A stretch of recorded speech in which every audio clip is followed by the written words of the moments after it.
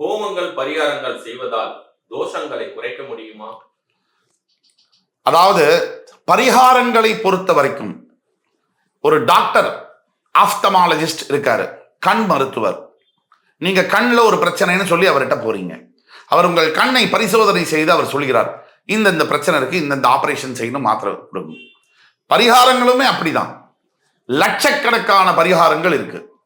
அவரவர் ஜாதகத்தில் அவரவருக்கு எந்த அளவில் எந்தெந்த தோஷம் இருக்கிறது, அது எந்த நேரத்தில் வெளிப்படுகிறது, எல்லாத்தையும் வச்சுதான் சரியான பரிகாரத்தை பரிசீலிக்க முடியும். பரிகாரத்தில் ஹோமம் செய்வது மூலியமாக கண்டிப்பாக தோஷங்களை நிவர்த்தி செய்ய முடியும். ஹோம திரவியம் என்பது சாதாரண விஷயம் அல்ல. ஹோமத்தில் சொல்லக்கூடிய மந்திரங்கள், அதற்கு அவ்வளவு சக்தி உண்டு. மந்திரங்களுக்கு அவ்வளவு சக்தி உண்டா என்ற கேள்வி பல பேர் எழுப்புகிறார்கள். வெறுமன வாயில ஒரு ஐயர் இருக்காரு, அவர் மந்திரம் சொல்லிட்டு போயிட்டாரு, அதனால எல்லாம் மாறிடுமான்னு கேட்கிறாங்க. அதற்கு ஒரு பிரத்யட்சமான ஒரு உண்மை என்னன்னு கேட்டீங்கன்னா, பிள்ளையார் கோவில்ல பூஜை செய்யக்கூடிய ஐயர் தட்டுல ஒரு நாளைக்கு 300-500 ரூபாய் சம்பாதிக்கிறார். அவருடைய முகத்தையும் அவருடைய உருவத்தையும் நீங்க பாருங்க, தெளிவா ஒரு இட்டாலியன் மார்பிள் டைல்ஸ் மாதிரி இருப்பார்.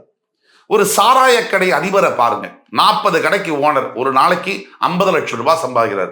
முகத்தை பாருங்க. பல பேர் விகாரத்துடன் இருக்கிறார்கள், அடுத்தவர் குடியை கெடுத்து வாழ்கிறார்கள். இதற்கு தான் வித்தியாசம். இதுதான் வித்தியாசம். மனிதனுடைய வாழ்க்கையில மட்டுமல்ல, பிரபஞ்சத்திலேயே ஒளி லைட் வரத்துக்கு முன்னாடி சவுண்டு தான் வந்தது. இதுதான் சாட்சி. இந்த சப்தத்துக்கு அவ்வளவு வலிமை உண்டு. அதனாலதான் கோவில்ல பணிபுரியறவங்களா இருக்கட்டும், நல்ல காரியங்களை, நல்ல வேதங்களை, நல்ல மந்திரங்களை ஓதுபவர்களாக இருக்கட்டும், அவருடைய முகத்துல மிகப்பெரிய தேஜஸ் வரதை நீங்க பார்க்க முடியுது. இதற்கெல்லாம் காரணம் என்னன்னா, அவர்கள் சொல்லக்கூடிய சப்தத்துடைய வலிமை தான். ஒரு கோவில்ல ஒரு கர்ப்ப கிரகத்துல ஒரு சுவாமியை நிறுவனம் செய்யணும் அப்படின்னா 28 நாள் குறைந்தபட்சம் ஹோம திரவியங்கள் செய்தாக வேண்டும். அவ்வளவு சக்தி வாங்குது. கோவிலுக்கு ஏன் போறோம்? நம்ம வீட்லயே சாமி படம் இருக்கு, வீட்லயே இருக்கலாமே. எதுக்கு போகணும் கோவில்ல? கர்ப்பகிரகத்துல சாமிக்கு அடியில 10 அடிக்கு மஞ்சள், அரக்கு, துளசி இதையெல்லாம் வச்சுதான் அந்த கர்ப்ப கிரகத்துல சுவாமியை பிரதிஷ்டை பண்றாங்க. இதெல்லாம் ஏன் வைக்கிறாங்க? இதற்கெல்லாம் பாசிட்டிவ் வைப் இருக்கு. யூடியூப்லயே நீங்க பாக்குறீங்க, துளசி வைக்கும் போது அங்க சில கெட்ட சக்திகள் வர முடியாம இருக்கு. இதெல்லாம் நேர்ல பிராக்டிக்கலா சயின்ஸா ப்ரூவ் பண்ணியிருக்காங்க. இதெல்லாம் இருக்கக்கூடியதுனாலதான் ஹோம திரவியங்கள் பூஜைகள் செய்யும் பொழுது, சரியான பரிகாரங்களை செய்யும் பொழுது தோஷங்கள் நிறைவேறுகிறது, தோஷங்கள் நிவர்த்தி ஆகிறது. ஒரு பல பேருடைய வாழ்க்கையில சம்பந்தமே இல்லாத நிகழ்வுகள் நடக்கிறத நம்ம பார்க்கிறோம். அது நல்லதாக இருக்கட்டும், கெட்டதாக இருக்கட்டும். இதற்கெல்லாம் என்ன காரணம்? சயின்ஸ், லாஜிக்ல புலப்படாத விஷயம்தான் கடவுள். லாஜிக்கு அப்பாற்பட்டதுதான் கடவுள். லாஜிக்கோட தாத்தா கடவுள். நீங்க கடவுளை லாஜிக்கா நீங்க பார்க்க முடியாது. லாஜிக்கு பியாண்டு தான். ஒரு கர்ப்பவதியானவள் ஏதோ ஒரு விஷயம் சாப்பிடுறாங்க, 8வது மாசம் நல்ல பிரியாணி எல்லாம் சாப்பிடுறாங்க. அந்த குழந்தைக்கு சின்ன பிரெட் துண்டு கொடுத்தா கூட அது செத்து போயிடும் ஆனா கர்ப்பவதியாக சாப்பிடுற பிரியாணி எந்த ஃபார்மேட்ல, எந்த அளவுல அந்த குழந்தைக்கு போறது, இதை ஒரு நிமிஷம் நீங்க சிந்திச்சு பார்க்கணும். ஒரு சின்ன பிரெட் துண்டை சாப்பிட்டா இறக்கக்கூடிய தருவாயில் இருக்கக்கூடிய மெல்லிசா இருக்கக்கூடிய ஒரு சிசு, கர்ப்பவதி சாப்பிடக்கூடிய பிரியாணி எதுவா ஜீரணிச்சு அந்த குழந்தைக்கு எந்த வகையில உணவா போறது, எந்த அளவுல போறது, இது யார் தீர்மானிக்கிறது? உள்ள ஒருத்தர் உட்காந்து அளந்து ஃபார்மேட் பண்ணி அனுப்புறாரு. இந்த கடவுளை நம்மளெல்லாம் புரிஞ்சிக்கவே முடியாது. ஆக பெரியவர்கள், நமக்கு முன்னாடி ஆயிரக்கணக்கான வருஷம் வாழ்ந்த மகான்கள், சித்தர்கள் பிறந்த இந்த பூமியில அவர்கள் சொன்ன வழிமுறையை புரிந்து கொள்ள வேண்டும். அட்லீஸ்ட் புரிஞ்சுக்க முடியலன்னா அவர் சொன்ன வழியில் நடக்க வேண்டும். ஆக பூஜைகள், ஹோமங்கள் மூலியமாக கண்டிப்பாக வாழ்க்கையில் ஜெயிக்க முடியும். நோய்கள் தீர எந்த கடவுளை வழிபட வேண்டும்? ரொம்ப தேவையான கேள்வி. நோய்கள் பரவுவதற்கு காரணமும் இதற்குள்ள ஆராயப்பட வேண்டும். என்னன்னா, பின்காலத்தில் பார்த்தீங்கன்னு சொன்னா இவ்வளவு நோய்கள் இல்லை. அதற்கு முக்கிய காரணம் உணவு முறை, உடல் பயிற்சி.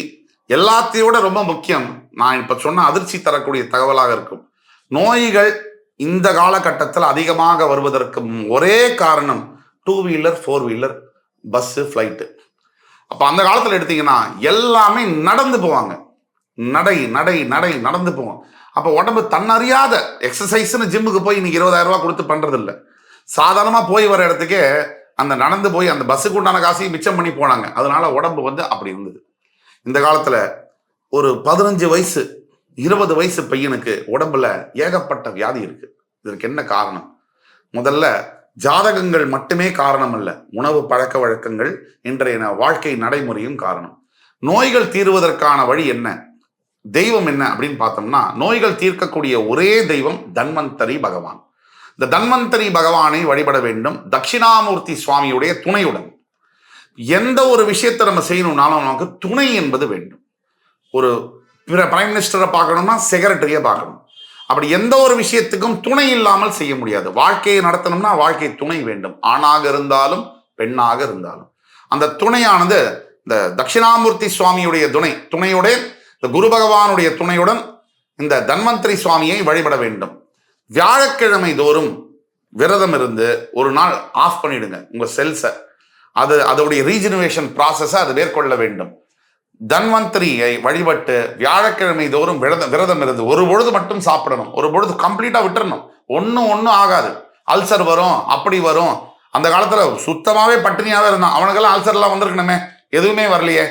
அப்ப என்ன, மேல மேல நம்ம போட்டு டம்ப் பண்ணவே அல்சருக்கும் மேல வேற எது வேணா வரும். அதனால தன்வந்தரி பகவானை வழிபட வேண்டும். அதே மாதிரி சத்யநாராயண சுவாமிக்கு பௌர்ணமி தோறும் பூஜை செய்யும் பொழுது மிகப்பெரிய வியாதிகளையும் கடக்க முடியும். இதுதான் உண்மை. இதோட கூட சேர்ந்து கொஞ்சம் நீங்க ஒரு நாளைக்கு 30-40 நிமிடம் மெதுவா நடப்பீங்களோ வேகமா நடப்பீங்களோ. முதல்ல நம்ம ரோட்ல நடக்க முடியலையே, வண்டியிலையும் போக முடியல, மேல பறக்க தான் முடியுது. இதற்கெல்லாம் ஒரு வழி பண்ணணும். இப்ப நீங்க பீச்சுக்கு போய் நடப்பீங்களோ, இல்ல கடற்கரை தண்ணிக்குள்ள போய் நடப்பீங்களோ, எங்கேயோ ஒரு இடத்துல நடந்தே தீர வேண்டும். இன்ஃபேக்ட் மணல்ல நடக்கிறது அவ்வளவு நல்லது. அந்த மாதிரி உடற்பயிற்சி செய்யும் பொழுது நோயே வராது. வந்தபின் தடுக்க இந்த பகவானை பிரார்த்தனை செய்து கொள்ள வேண்டும். மனித ஆத்மாவின் நோக்கம் என்ன? ரொம்ப அற்புதமான ஒரு கேள்வி. மனித ஆத்மாவுடைய நோக்கம் என்ன? மோட்சம், மறுபடி பிறவாமை. பிறவாமை என்கின்ற வரமே ஒவ்வொரு ஆன்மாவுடைய நோக்கம், உயரிய நோக்கம். ஆனா இன்னைக்கு நம்ம இந்த மெட்டீரியலிஸ்டிக் லைஃப்ல எங்கோ சென்று விட்டோம். கேலி செய்கிறோம், கடவுளே இல்லைன்னு சொல்றோம். அதாவது மகா குருக்களை பார்த்து, பெரிய பெரிய பெரியவர்கள் மகான்களை பார்த்து கிண்டல் செய்கிறார்கள். அந்த அளவிற்கு நமக்கு மமதையும் ஒரு ஈகோ, ஒரு என்ன சொல்றது, இக்னரன்ஸ், முட்டாள்தனம் என்பது வளர்ந்து இருக்கிறது. அதாவது மனித இனத்துடைய முக்கிய தேவை என்னதான், தன் ஆத்மாவை உணர்ந்து கடவுளை அடைவது.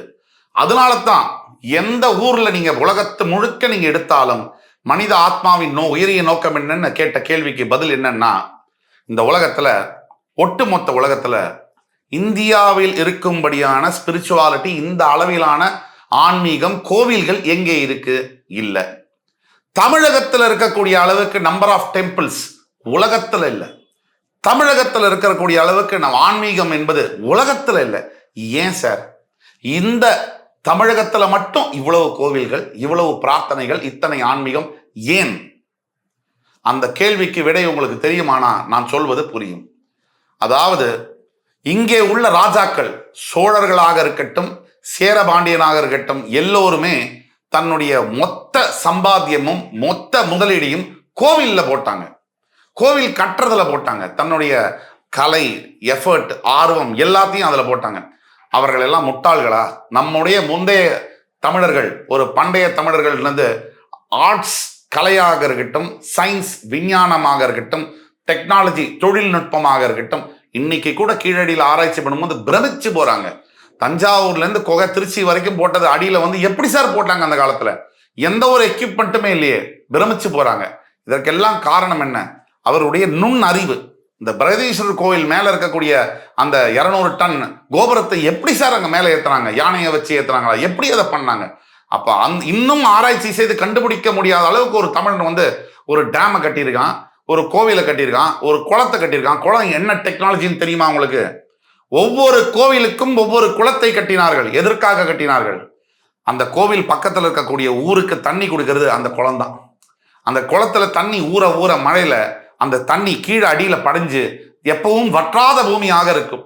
இந்த டெக்னாலஜி இப்ப உள்ள அறிவு, சயின்ஸ், பெரிய பெரிய சயின்டிஸ்ட் கூட கண்டுபிடிக்கல.